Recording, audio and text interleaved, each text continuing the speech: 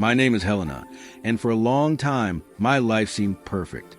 I had everything anyone could ever want: a huge apartment in the heart of Sao Paulo, a successful career as an interior designer, international trips, luxury cars, and influential friends.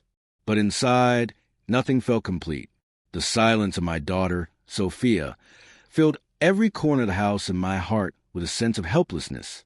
She was 6 years old, severely autistic, and had never spoken a single word.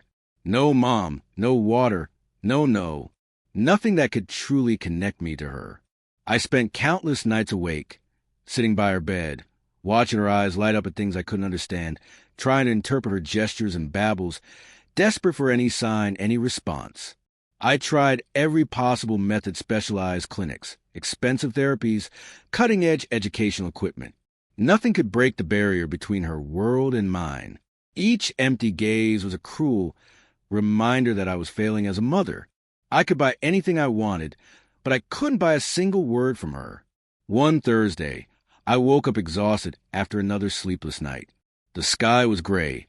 A fine drizzle slid down the windows, and Sofia curled up in the corner of her room, rocking back and forth, lost in her own world. That's when the phone rang with notification. Lucas, the gardener we had hired to revitalize the balcony, was arriving. I expected nothing more than a job well done. When he walked in carrying a simple backpack, I noticed a calmness in his eyes that starkly contrasted with the usual rush of everyone around me.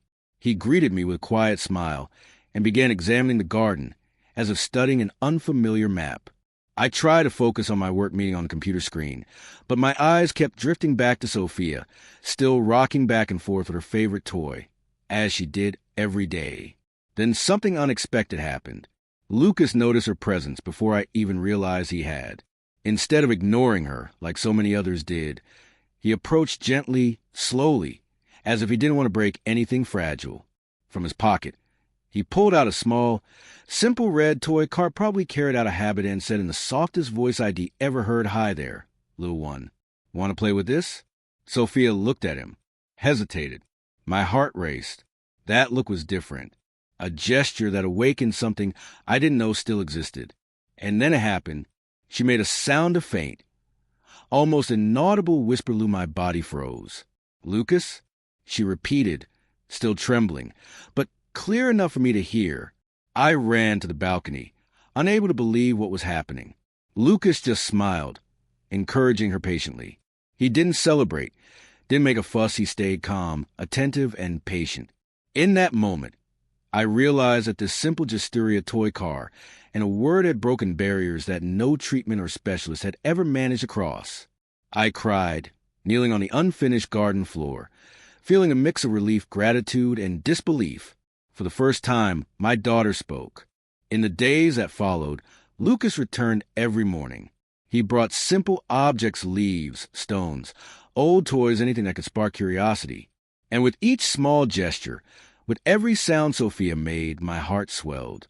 I learned to observe, to wait, to celebrate every tiny accomplishment.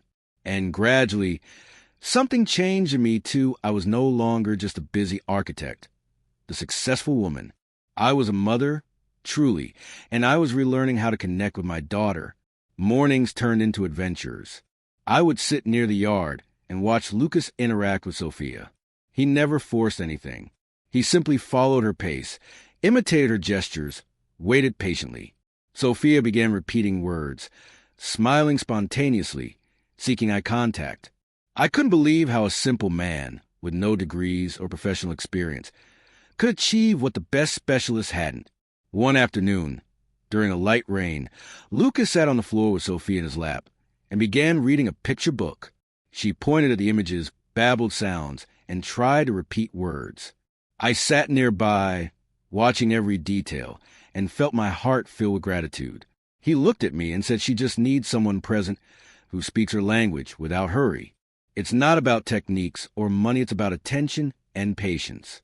Every small victory of Sofia filled me with hope.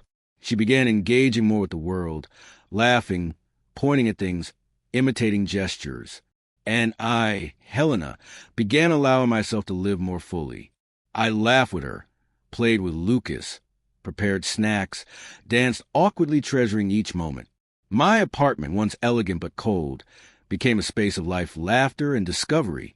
Inspired by this transformation, I decided this experience couldn't remain only between us. Many families face the same challenges, without access to expensive treatments or special therapies. Lucas and I began organizing workshops and sensory activities, teaching parents and caregivers how to connect with their children. Every simple gesture, every encouraged word made a huge difference. Parents shared stories of small miracles, words emerging, smiles that had never existed, eye contact that seemed impossible. There were hard days. Sofia had regressions, moments of intense crying, frustrations that made her pull back. But Lucas was always there, patient, showing that one should never give up in the face of small obstacles. He taught me to respect a child's pace and to value every attempt, even if it wasn't perfect. Sofia's progress wasn't just verbal or physical, it was emotional. She learned trust, security, and genuine affection. One moment he'll never forget happened on a bright, sunny morning. Sofia ran to Lucas and said, with clarity and a sparkle in her eyes, "Friend."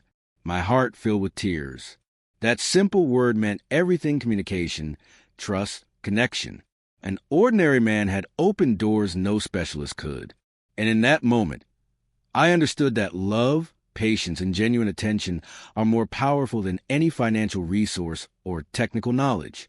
Over time, our lives changed completely. The silence that had dominated our home was replaced with music, laughter, and words. I watched Sofia grow, explore the world, and connect with it in ways that had once seemed impossible. Lucas became more than just a gardener or a friend. He was a living example of empathy, dedication, and love. We decided to expand our social project. We created a space for autistic children in underprivileged communities, offering playful activities, sensory workshops, and guidance for parents. The transformation was remarkable. Children who had never spoken began to use words, smile, interact. Parents shared stories of daily little miracles. The impact of Lucas and our simple approach was immense, and I felt fulfilled knowing that a genuine gesture can truly change lives. Today, when I look at Sofia, I see the happy, communicative girl I had always dreamed of. She runs through the yard, talks to me, plays with Lucas, and her world is no longer silent. I, Helena, have learned to cherish every moment, every gesture, every word from someone who once seemed unreachable. I've learned that what truly changes lives isn't wealth, degrees, or specialists' attention, care, and genuine dedication. If this story touched you, I want to ask you, do you believe that love can transform even the deepest silences? Share your thoughts below. Pass this story to someone who needs hope. And don't forget to like the video and subscribe for more stories of transformation, love, and triumph. Because in the end, what really changes lives isn't money, titles, or influence. It's presence, attention, and the care of someone who believes every life deserves to be heard, loved, and valued. It's the simple gesture, the open heart, and infinite patience that open doors no one else can.